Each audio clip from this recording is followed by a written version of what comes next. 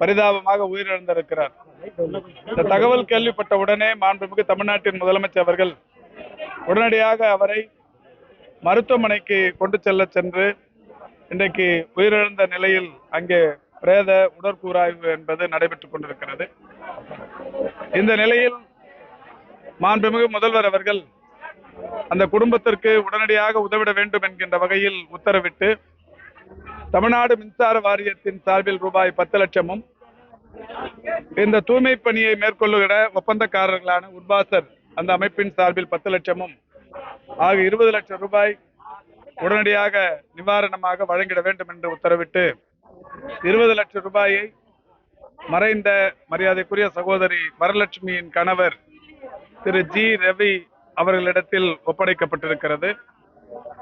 G Ravi Varalakshmi தம்பதியருக்கு 2 குழந்தைகள், ஒரு 7வது படிக்கும் பெண் குழந்தை, 4வது படிக்கும் ஆண் குழந்தை. இந்த 2 பேரும் தனியார் பள்ளி ஒன்றில் படித்துக் கொண்டிருக்கிறார்கள். ரவிக்கும் அவருடைய குடும்பத்தாருக்கும் சென்னை தெற்கு திராவிட முன்னேற்ற கழகத்தின் சார்பிலும் சோழிங்கநல்லூர் தொகுதி சட்டமன்ற தொகுதி திமுகவின் சார்பிலும் அவருடைய எதிர்கால படிப்பு செலவை கட்சி ஏற்றுக்கொள்ளும் என்று அறிவித்திருக்கிறோம். அந்த 2 குழந்தைகளின் படிப்பு செலவை அவர்கள் விரும்புகிற வரை உயர்கல்வி, மேல்நிலை கல்வி, கல்லூரி என்கின்ற வகையிலான அந்த கல்வி செலவை திமுக பொறுப்பேற்றுக் கொள்ளும் என்று சொல்லியிருக்கிறோம்.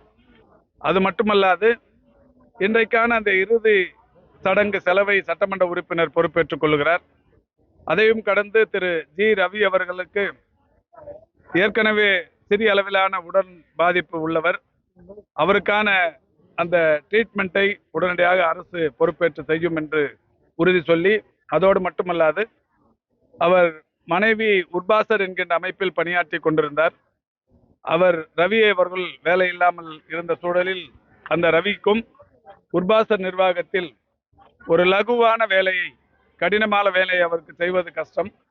எனவே ஒரு சூப்பர்வைசர் போன்ற ஒரு லகுவான வேலை ஒன்று தர வேண்டும் என்று சொல்லியிருக்கிறோம். அந்த நிர்வாகமும் மாநகராட்சியின் துணை ஆணையர் அவர்களுடைய வேண்டுகோளினை ஏற்று அந்த நிர்வாகமும் ஒப்புக்கொண்டிருக்கிறது.